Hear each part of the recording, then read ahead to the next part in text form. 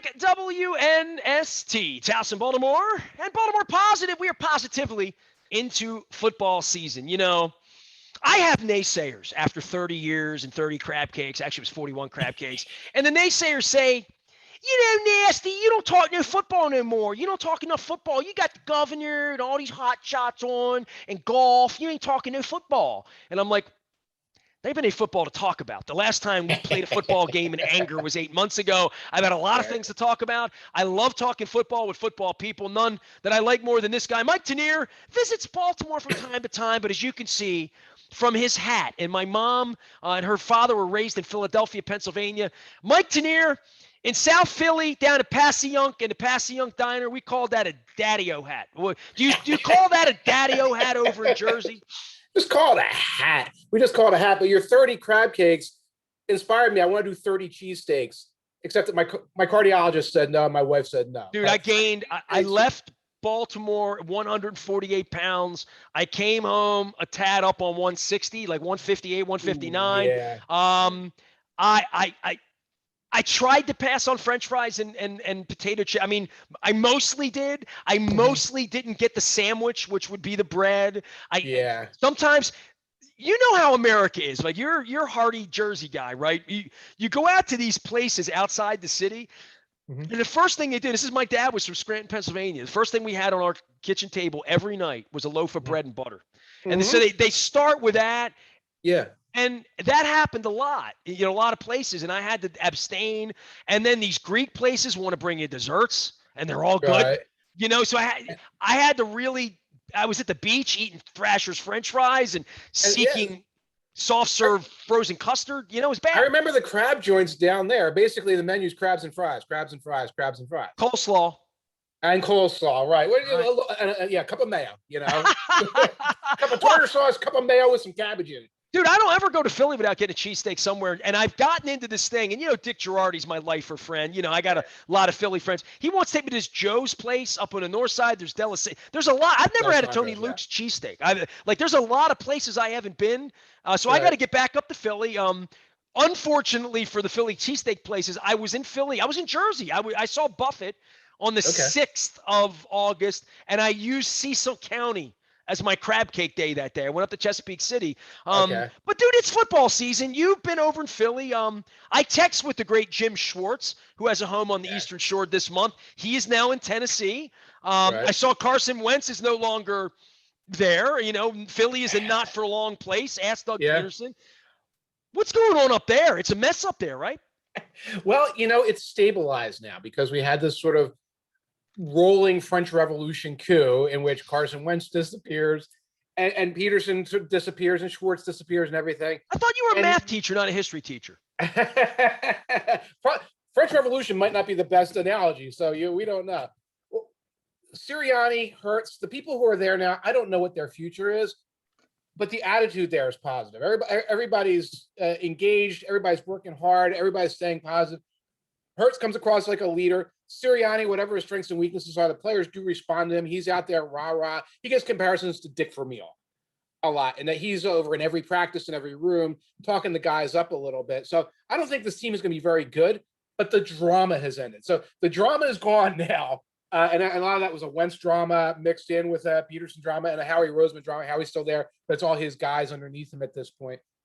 And the drama is gone. Now what they're left with is what is this team? And the team looks good with the old veterans, the old veteran holdovers from the Super Bowl and before. They look good. Everything else is a big question. People tell me the secret in Philly pretzels is the water. Is that true? That's, the water. Water. I don't know what the water. Water. Okay. The water and the bread and the pretzels. That's why the cheesesteaks are so good, because whatever it goes on in our water, it makes a very, very soft roll that you can kind of slider, and it makes that very soft pretzel. I don't call them hoagies, just so you know. I call them subs. That's just where I'm from. But Mike Tanier is here. He is running, gunning, and listen, the Ravens offseason, and I've sat here and talked about it enough. I mean, Luke's on all the time. Peter King's coming later. You're here. We're going to talk plenty football this week. Part of this is the offseason itself. where the dreams, the goals, the desires, we're going to improve the passing game because we lost to Buffalo. We're going to get wide receivers. We're going to get better and deeper and older on our offensive line. We're going to go sign all these guys. And then training camp comes. Your idiot quarterback is unvaccinated. Your running back blows his knee out in the third play of the game against the team that doesn't even have a nickname, even though they reside in our state. We have better crab cakes up here. And the wide receivers can't get on the field. Right. The veteran offensive lineman that you're moving around can't get on the field. Your left tackle, $150 million left tackle, is barely getting on the field. I mean, this offense is a box of chocolates for the Ravens. So all the things they were trying to do to build some consumer confidence and, and probably self-confidence in operating, none of that is there as they head off to Las Vegas next week. That makes a playoff team and a place like Baltimore, where I think you're expecting the Ravens to be a playoff team, makes it a little more interesting when the ball goes up in the air next Monday, I think. Yeah, the thing you have to deal with is, again, the injuries are a massive concern. Losing Bateman, losing Dobbins, those are a big deal. Your idiot quarterback's unvaccinated, but I think all idiot quarterbacks are unvaccinated. Kirk Cousins, idiot quarterback, unvaccinated. Carson Wentz, idiot quarterback, unvaccinated. Cam Newton, idiot quarterback, unvaccinated and gone. That's the state of affairs in the NFL. Well, there's no more idiot coaches, right? They took care of that. Urban Meyer is online too, but we'll get back. Well, he's an idiot coach. Okay, fine. I mean, maybe I make an exception for him. Maybe not that kind of idiot coach, but the thing you have to look at is the Buffalo Bills offseason. They had some vaccination nonsense. They look great in the offseason. They look great in the preseason. Buffalo Bills went out there when Josh Allen was playing and the starters were playing. They just ran down the field and crushed teams. Chiefs look like the Chiefs. They rebuilt their entire offensive line. Browns look pretty good right now. Steelers look good. When Roethlisberger played, Steelers look like their old selves. Ravens didn't show that. So I have no problem saying, the Ravens are a playoff team. I'll say it right now. This is a playoff team. You're looking for Super Bowl contender. And what evidence and what support do you have based on the last 6 months? Ravens fans don't have a lot of evidence and support. Guys got hurt. Guys are having a hard time getting on the field. They showed nothing in the preseason. Chiefs, Steelers, Bills all have evidence and support based on what we've seen in the last 6 weeks. Mike Tanier is here. You can follow him. Tell everybody where you are, because you're doing a lot of different things these days, right? I mean, there's a lot of ways to follow you. My home is at Football Outsiders right now. So I've cleaned up my act a little bit. I'm full-time at Football Outsiders for the first time in 17 years. So you can get on to FO. You can go on FO Plus subscriber, get lots of stats, lots of extra bonus content there. I'm also at the New York Times once a week, but you know how it is. Football Outsiders is the one that you want to get to if you want to see the unfiltered version of Mike Tanier. Well, I love having you on, and I love that you, Doug Farrar, some other people I have on are a little more untraditional than me having a notebook when I was 15 with Gene Ubriaco at Skipjack's game saying, Mr. Ubriaco, how did they put the puck in the net tonight? How did Ron Hextall do that? And I look over your shoulder, and I see the Reggie White picture there. I bet you don't know this. Maybe you do know this, and I admit this on the air from time to time. So when the Colts were here, they mainly stunk. Now, the 75, 76, 77, I was born in 68, so I went to those games. I was at the Ghost of the Post game. I was at the Kroner airplane in the upper deck game against the Steelers. So I'm old school. But I was an Oiler fan as an 8, 10-year-old kid, not just because of Earl Campbell and Dan Pastorini. I sort of adopted them because I liked the color blue, the Columbia blue they wore, right? So Lansdowne High School colors. So I was an Oiler fan, and then the team left in 83, right? So I was 84, team leaves. I was 15 years old when it left, and I was an Oiler guy. And my dear friend Russ Lettra from Dundalk High School in 1986, so it was a year after I graduated high school, 2 years after the team left, hits me and says, hey, man, you want to go to Eagles games? I know how much you miss football and, you love the Oilers, but, I'm going to get Eagles season tickets. Do you want to go in and go to some games? And this is Buddy Ryan, it's 86. Yeah. So this is Buddy Ryan. We had season tickets in section 721, which is right behind home plate, row 1. So we were in the yellow seats, row 1. Right. And it was a family section. It said all my tickets, which means there was no beer in our section. Okay. 1986, right? I was 8. I didn't care. I didn't go to games to get drunk then or now. I'm not a sports drinker. Maybe at the racetrack or Preakness. Right. But I don't think I've ever been drunk at a baseball or football. Literally, concerts, guilty. but never a game. So I went for 6 years to 4 or 5 games a year. His wife was a Cowboys fan, so she always took the Cowboys ticket. Okay. I never really had interest in Giants. I wasn't an NFC East guy, Right. but I went to lots of games. I mean, I went to lots of Richie Cote, a lot of games where Baldinger was on the line, a lot of Nice. Mike Quick. Mhm. I kidded Jim Everett when I had him on the show. I didn't call him Chris, but I was at the game where he beat the Eagles on Christmas Eve, and Oh, wow. that was one of the great victories of his career. So Right. your Eagles' passion and all that. Is that give me your background? Because I've never asked you this stuff out of season as to how a math teacher who once taught Joe Flacco. Were you an Eagles season ticket? Are you an Eagles nerd? I was an Eagles nerd, a born and raised Eagles passionate fan, not a season ticket holder. We couldn't afford it back here in where we were. Like my buddies and I, we were in the basement with the TV on. We were next to the radio a lot of times, especially early in the Buddy Ryan So you era. weren't lucky enough to be in the 700 level when they locked the bathrooms after the storm and it was 10 degrees and all the guys were peeing in the alcove of the vet? You weren't there for that. I did a little bit of that stuff at Phillies games, which were a little more affordable. Okay, fair enough. Yeah, we got into a couple of fights at Phillies games, and it's easier to drink at a baseball game than a football game, frankly, because baseball's boring. But we won't get into that right now. But no, I was like a passionate Eagles fan. But like I said, in those early Buddy days, the Eagles didn't sell out. You couldn't even see the home games because not until Buddy established his program and the Eagles Mania returned, where they're sellouts. So we were next to the radio. Yeah, and a couple of guys who are Eagles fans and the one token Cowboys fan who's always like, "Oh, you guys suck." And we wound up beating the daylights out of them. Right. But yeah, it was an absolute passion for the Eagles, which became a passion for football, which led me, when I was a math teacher, to wind up going on message boards and bulletin boards and all that stuff when the internet came around. Well, you're also 5 minutes from NFL Films where you live. 5 minutes from NFL Films, but that didn't come in until after I was already doing all this other stuff.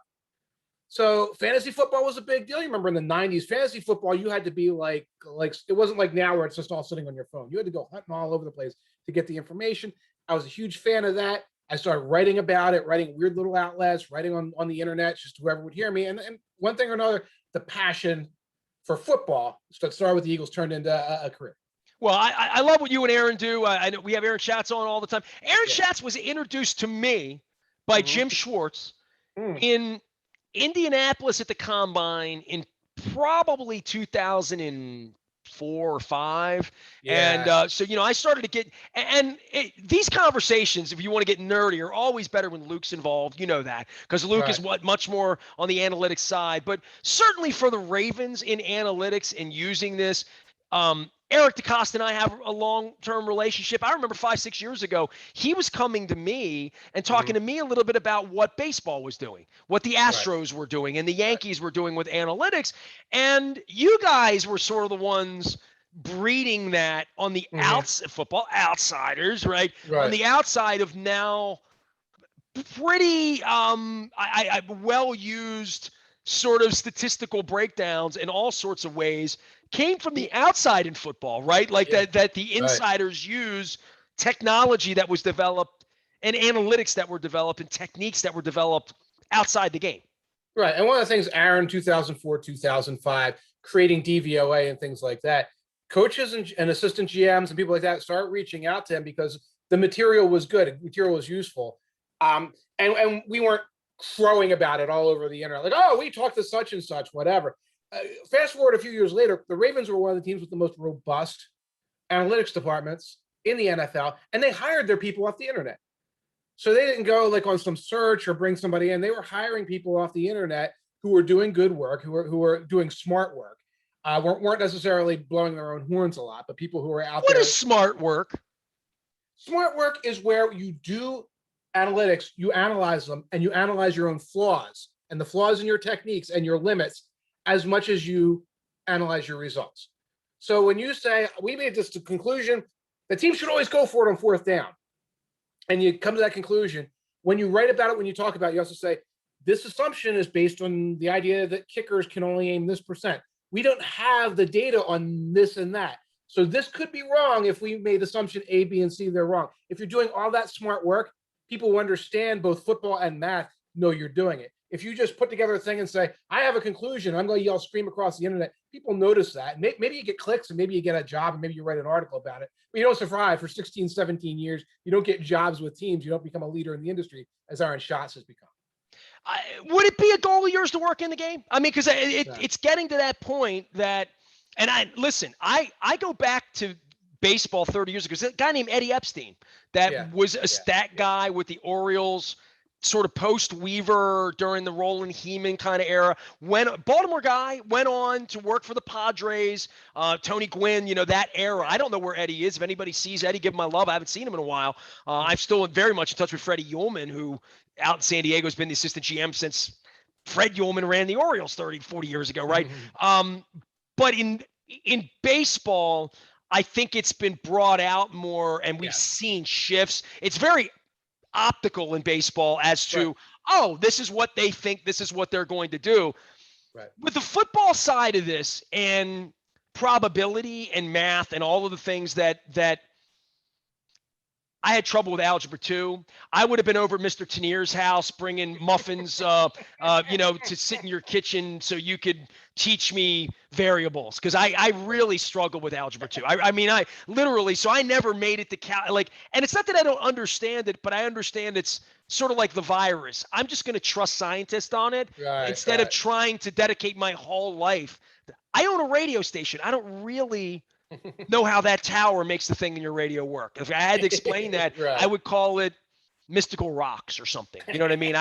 But when it comes to football and how this is being used now with play calling, Harbaugh going on fourth down, the obvious things that they see. But to me, the biggest shift was the whole philosophy of we're going to play football differently. And that's a Belichickian thing to say, we're going to make you play left-handed. The Ravens make everyone play left-handed because they have this unicorn quarterback, as long as they can keep him upright, that forces stress and speed and issues. And I don't think this was a mistake. I mean, I think DeCosta and all of them went into the witch brew 4 or 5 years ago when Flacco was aging. By the way, you're welcome. I hope he does well there. You know how much I love him, and I know you love him too. But I would say this move that we're going to draft differently, have different players, have different needs in the offensive line, value things differently, find market inconsistencies, and find value in players like Nick Boyle to do what they do in a different way. That bears fruit when you're 14-2 and you're bye. And that sounds good until you get your ass kicked in January. You don't win a Super Bowl. Right? Randall Cunningham would be a great example. Randall Cunningham did things during that era that no one else could do. And then it was, can you win games in January? And for better or worse, God bless Reggie White, Baldy, all my people that played on those teams, it never happened. And it didn't happen for the Oilers either back then. Yeah, you have to be careful of the sample size. You run and shoot, gangster. It didn't happen for the Oilers. Gotta be careful. Buddy almost socked Kevin Gilbride, and he wasn't wrong. Still, right? Yeah, that was a double knockout for those two. You gotta be careful of your sample size on something like that, because you wind up basing your decision on 2 games against top competition, and say, well, that proves it. It's like, that doesn't prove it. That's 2. You flip a coin twice, it comes up heads twice. It's not a fake coin. That means you get these chances. So one thing I would say is you see analytics in the NFL most clearly on fourth downs, which you mentioned. Teams going for fourth downs much, much more. That's the analytics winning, because the old school football guys wanted to punt, and the analytics broke through on that. Another thing you talked about, roster building. The modern mentality with running backs, where you kind of replace running backs, where you don't put a first-round pick on running backs, where you get a committee, all that. That's the analytics breaking through, where teams, we just like evidence after evidence after evidence. After 2 or 3 seasons, Todd Gurley is not good anymore. After 2 or 3 seasons, Ezekiel Elliott's just another guy. Stop doing that. So the smarter teams have taken that approach. And those are places where you can see it. It is still more obvious in baseball where analytics are getting used. But it's seeping in football in a variety of ways. Those are the ways that are like above the waterline that like any fan can see it. But I would say when it comes to the Ravens specifically, feeling like, whether they are or aren't, I assure you, if Eric DeCosta were here and I gave him the saliva test, he thinks he's better at this than anyone, and they think they have more information than anyone, and that they're on the cutting edge. So all of that being said, they were the ones that went in on a completely different, unheard of, never won before system with a kid that is going to run into linebackers head first. right? Right. I mean, all of this that went against conventional wisdom, that the first night I sat out in Canton, Ohio 3 years ago and watched him run into linebackers in a Chicago Bears fifth Mm-hmm. preseason game and like cringed watching my quarterback take hits after watching Joe Flacco try to avoid it royally for 12 years and staying mainly upright until he got knocked over by his own guy, quite frankly, in that game. I still think the Ravens, the beauty in this for the Ravens is show me three other teams that are going to make their Tyler Huntley or their Tyrod Taylor or their whomever the running quarter, even Deshaun Watson, even Cam Newton was running into linebackers and stopped and cut it out. Steve McNair almost died on an operating table. He stopped, he cut it out, and then he died anyway. But for me with quarterbacks and running, the Ravens saw this differently than everyone else, and didn't just say we're going to take him with the 31 pick and make him Cordell Stewart and slash him out and Taysom Hill him or whatever you would call that for you analytics types, but we're going to build a whole party around this guy. And they haven't even given him the $200 million yet, right? Right. And that's the question is, what do they perceive of the future going forward? When they give him that contract, do they decide at this moment we have to be more conventional? So much of what you're talking about is terra incognita. No one's tried this before. So if we talk from an analytics standpoint, you can't necessarily say, well, history tells us with Randall Cunningham or history tells us with Michael Vick or with Steve Young or anybody, history can't tell us anything about this offense. Except you're right, it's built off of market inefficiency that you can bring in your Mark Edwardses and Nick Boyles and these guys and get results out of them and get Lamar Jackson 32nd overall while everybody was racing up to get Josh Rosen. And not have to pay a wide receiver $20 million, which other teams feel clearly very compelled that they want to do that. The Ravens thought we're going to get a wide receiver in the draft in this offense that blocks, that cracks down, that does all that dirty work that like Snead used to do around here, right? But could still catch. And then can Lamar get him the ball? Can we protect Lamar? Can we make Lamar better outside the numbers? Okay, I mean they're at it and they're having success, like Football Outsiders doing it. Like, zigging instead of zagging, literally. Yeah, you're finding a market inefficiency. And, whatever happens this year with the Ravens, if they have like a kind of a weak season, if they have like a 9-8 season, it's like, well, that's the indictment on. That sounds so weird. You didn't say that. You didn't say 10-7. You don't think they're going to be 11-6? Well, I'm saying say you go 9-8, it's a bad season. 10-7, it's a weak season. Well, that's the indictment on Lamar Jackson. The whole offense, the whole plan, throw it out the window. Meanwhile, the Minnesota Vikings are going to go out this year with Kirk Cousins for the 15,000th time, run a super conventional system, maybe go 9-8. And when it fails, it's like, well, we'll try that again. We'll try that again. Let's go get Jared Goff. Let's go get Jared Goff and do the same damn thing. So like a failure for the Ravens on this great experiment would be like a success for like most of the other teams that don't have an Aaron Rodgers. And that's what you have to keep in mind for this. It's like, well, a failure of this shouldn't be an indictment of everything. It's not an indictment of Lamar Jackson, of the plan, things like that. That's how it'll be interpreted by a lot of people, certainly within the NFL, because it's a hive mind. But it's not how it should be thought of when teams are building and saying, hey, the success that the Ravens had here in Houston, that would be the greatest thing that ever happened. New York Jets, that'd be the greatest thing ever happened, 14-2 playoff games. Maybe we should take another crack at it and see if we can break through. Mike Tanier is here. He is the run and gun gangster, although he's given up the run and gun offense at this point. He's analyzing all offenses at Football Outsiders and occasionally at the New York Times. They don't let me write there. You can follow him also out on Twitter and all things social media. Last thing for you, Flacco. I asked you about Philly, and you don't ever brag that you were his math teacher, even though you were. How did he do? Did he get a B? Did he see? What did he get? He got an A. Hey. You get an A. You got an A.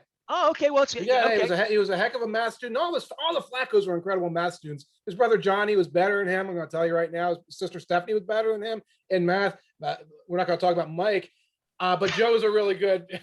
Mike was a good baseball player. Really good how is Joe? Is Joe going to get on the field up there? And are you shocked that he's hanging out? I mean, you've known him since he was a kid.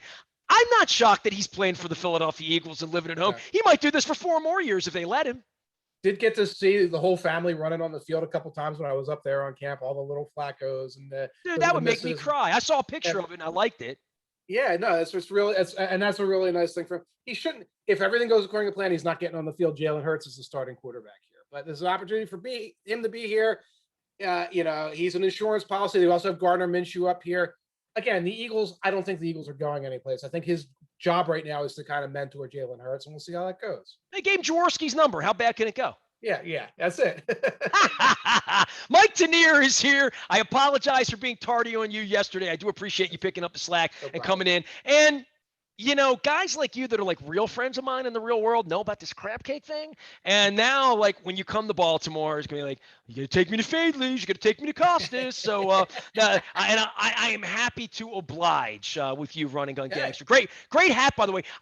I call that a daddy-o hat, but I had a hat all of my life that I got at my father came back from Venezuela in 1981 and took me to a couple of Phillies games. I saw Nolan Ryan pitch for the Astros up there. And this is after they won the World Series, strike year, 81. And they gave away a Richie Ashburn red bubble pea. I wore that hat most of my childhood. That I had that autograph by Richie on the side. It's probably worth $60 or $70 on the interwebs. But so I was a big daddy-o hat guy as a kid, just so you know. So there's my red one. I was looking around my red one's and I'm not losing it right now. But if I lose it, I'd go daddy-o. Well, that's the secret up here. So. Hey man, I don't ever talk about the snow on the mountain or the fire in the belly. Good decision. Take care of yourself. Tell everybody how to subscribe to Football Outsiders. Give me a little insight on that. Go to Football Outsiders and just go there and look for FO Plus. We're running a lot of specials right now. It's very affordable. You get access to stats, you get picks, you get fantasy advice, you get fantasy start sits. And the Football Outsiders Almanac is still available, folks. There are 2 weeks left until the season. So there is time to get the Football Outsiders Almanac. It comes with the Kubiak fantasy projections, hundreds of pages, stats, insights, dad jokes, daddy-o hat jokes, everything you need. You go to Football Outsiders, you'll find everything you need right there. It's a click away. Become a member, become a subscriber, become a Football Outsiders Almanac reader. Did he say Kubiak? Yeah, 20 years ago, Aaron Schatz named it Kubiak, thinking that Gary Kubiak was going to be an obscure backup quarterback that everyone would forget. Now he's a legendary coach with a Super Bowl ring whose son is still coaching. So we're stuck with the name Kubiak for the fantasy projections. It's okay with me. I never met him. He was never like when he was here. It's just separation of church and state. John doesn't want us talking to coaches. So I never really met him, but respect the hell out of him. Everybody loved him. I know that. So you said Kubiak. I'm like, he was ours for a minute. We did pretty good with him. Pretty good. It's like when baseball guys did the Pacoda projections. The Pacoda, who was a not very well-known middle infielder. It's better than a Mendoza projection. Trust me. Okay, my last name's Aparicio. It meant glove. There he goes, Mike Tanier, the Running Gun Gangster. You can find him at Football Outsiders, the New York Times, as well as out on the Twitter thing. Tanier. That's the way to find him. You can find me anywhere the internet is sold at WNST AM 1570, including BaltimorePositive.com.